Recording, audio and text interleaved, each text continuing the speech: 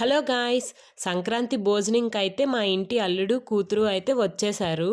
వాళ్ళ కోసం అయితే రొయ్యల బిర్యానీ చేసా. ఎలా చేసా అన్నది ఈ వీడియో చూసేయండి.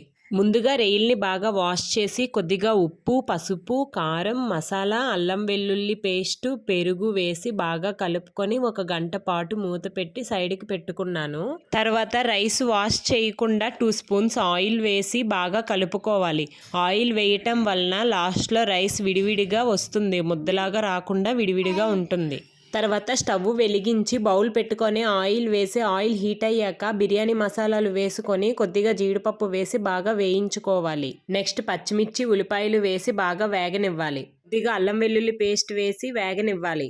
తర్వాత ఒక టమాటా కట్ చేసి వేసుకొని పచ్చివాసన పోయినంత వరకు వేగనివ్వాలి. ముందుగా కలిపి పెట్టుకున్న రొయ్యల్ని వేసి బాగా కలుపుకొని మూత పెట్టి ఉడికించుకోవాలి. ఒక 90% రొయ్యలు ఉడికాక ముందుగా ఆయిల్ వేసి కలిపి పెట్టుకున్న రైస్ని యాడ్ చేసుకోవాలి. 2 గ్లాసెస్ రైస్కి 3.5 గ్లాసెస్ వాటర్ని యాడ్ చేసి బాగా కలుపుకోవాలి. కొద్దిగా కొత్తిమీరను వేసి మూత పెట్టి ఒక 10 మినిట్స్ హై ఫ్లేమ్లో పెట్టుకొని ఇంకో 10 మినిట్స్ సిమ్లో పెట్టి బాగా ఉడికించుకోవాలి. రొయ్యల బిర్యానీ రెడీ అయ్యాక మా ఆడపడుచుకి అలానే మా చిన్నాన్నకి పెట్టాను. వాళ్ళైతే టేస్ట్ సూపర్ ఉందని చెప్పారు. ఈ వీడియో మీకు నచ్చినట్లయితే లైక్, షేర్ అండ్ సబ్స్క్రైబ్.